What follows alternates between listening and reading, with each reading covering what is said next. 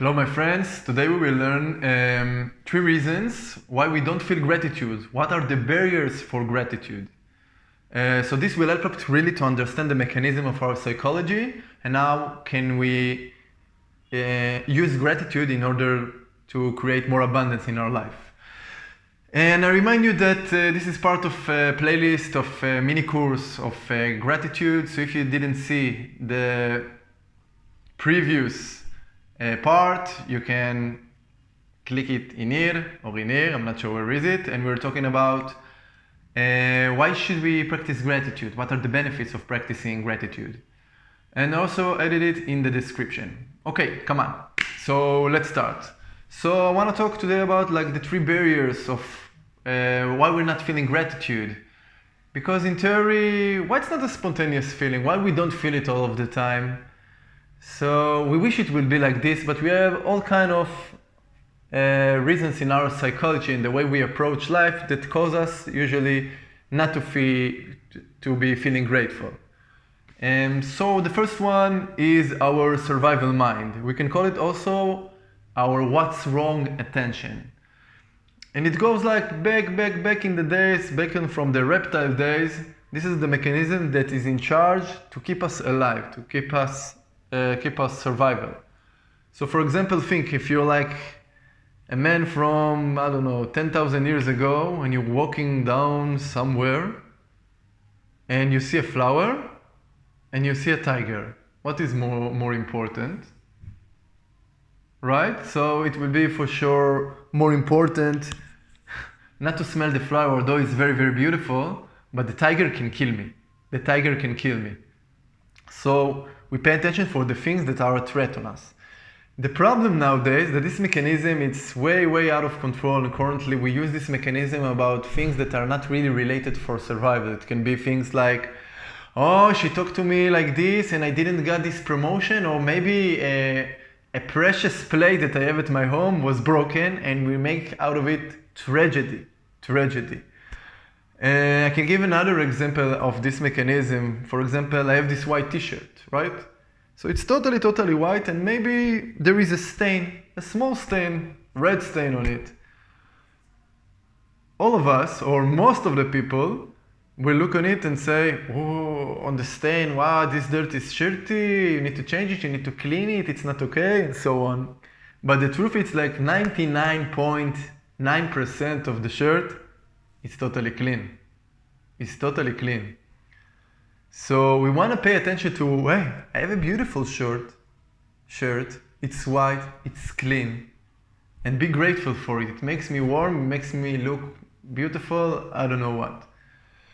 What is the paradox in here? Some people will say, hey, but if you don't pay attention to the stain, then you will not clean it, or if we don't pay attention to the things that are not okay, we will not progress, will not become better. And I can promise you, don't worry, the what's wrong attention or the things that we can improve will always be there, but we want to balance it, and we want to come from a place of like, I have enough, I'm grateful, and then look on the things that we can improve. So for example, in the t-shirt example, I will say, yes, I'm so happy that I have this t-shirt, it's amazing, it's so clean, hey, but I have this stain, so I can clean it, you know, and then we can clean it, but it's from a place of I have.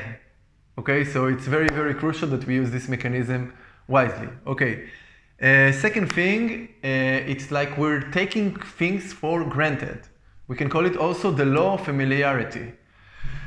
We just have things in our life that are really amazing, and we're just taking it for granted. I can give an example that one day I'm coming back home, and when I come back home, I'm looking at my bag to find the key, and I'm like, I don't find the key. And I'm like, oh, I really want to get home and after a long day and just sit on the sofa or eat something that I like from the fridge, and I don't find the key, and I'm starting to be frustrated and sad, and I don't know what to do. Should I break into my house? I have no idea. And then, okay, I will take a look. Maybe it's like somewhere on the road it fell. Then starting to walk, and after 1 minute you see it like on the road, the key, and then suddenly, oh, oh, I'm so happy, you know, I find the key. I'm so grateful. I have this wonderful key, the best key in the world, and I can enter to the best home in the world and sit in the best sofa in the world. And I'm so, so grateful. And you know, before this, I haven't thought like, oh, I'm so lucky that I have a home. I didn't thought like, I'm so happy that I have a key. So grateful that I have this key. So sometimes when we lose something, then suddenly we can appreciate it. And right now, in this practice, we want to reverse it. We don't want to wait for something to be good in order to lose something in order to appreciate it. I can give another example, you know, when you're breaking your hand, for example, then suddenly you cannot like put your pants, you cannot sleep on the side, everything is hard, you cannot even cut the salad, and you say, oh yes, when my hand will be okay, it will heal with the Lord's help, then I will appreciate it and I will love her and I will like say thank you every day. And what happens after your hand is healing? After 1 day, 1 week or 1 month, you just forget about it and just take it for granted.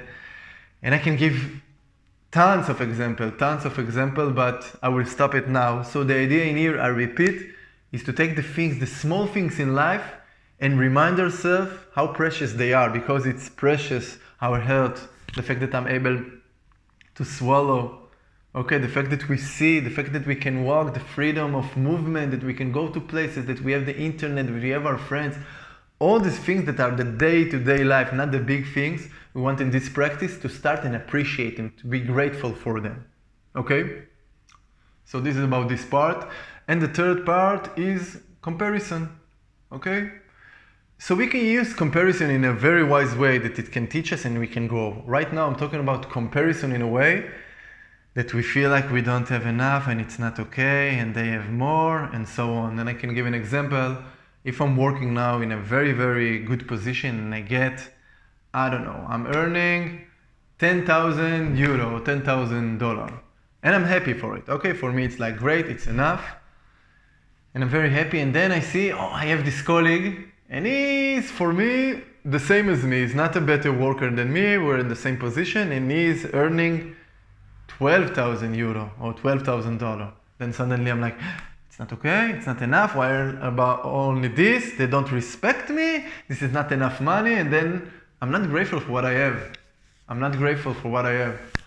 So, again, in this case, I could have made a comparison and learned from it and say, hey, I'm happy for what I have, but I think it's not fair. And maybe I can talk with the manager and work in order to increase my salary. I can do some actions, but we don't want to feel that we don't have enough. Okay, it's critical. It's critical.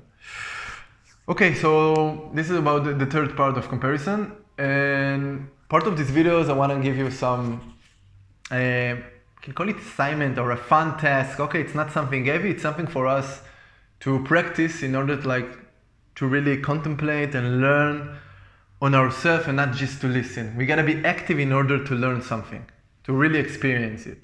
So the fun task, the fun practice is find example in your life from all the 3 barriers of gratitude that you can see that you are behaving in a way of not being grateful. Okay, I will give an example so it makes more clear. So, for example, for the survival mind or the what's wrong attention, I went to the supermarket and there was cucumbers on the floor, and I'm like, oh, what is the supermarket? It's like so much trash and it's not ordered. And on the other hand, I could just say, woof, there is so much abundance in the supermarket, things from all over the world, like this I can buy it, and it's crazy. Okay, so this is like one example of what's wrong attention. For the law of familiarity, I can take, for example, my energy. I know that my energy levels are very, very good. I'm not sleepy, and even if I don't sleep enough, I'm very awake and I have energy to do things and excitement and enthusiasm. And maybe sometimes I forget about it and I don't say thank you, and I don't want to wait for the days that I feel like shit in order to appreciate it. So, for example, this is an example of low familiarity. Maybe I forget to thank for this thing in my life. And comparison, I saw somebody in YouTube lecturing on a subject that I want to lecture, to teach, and I felt, oh, she's a lot more better than me. You know, and then it makes me feel, I'm not okay, I'm not ready, but hey, maybe I'm okay, I have my style, I'm good, and I can learn from this guy and even like become better, but it doesn't mean that I'm not ready, I'm not okay, and I cannot teach this thing, okay? So this is like an example for this. Okay, so summary, we learned today about the 3 barriers of gratitude, which are again the survival mind, we can call it what's wrong attention, the law of familiarity, and the comparison. Join us for the next video, and we're gonna talk about like on what can we practice gratitude, on which objects. And I hope you find it useful and that it serves you, and thank you for joining, and you're beautiful and lovely exactly the way you are. Thank you.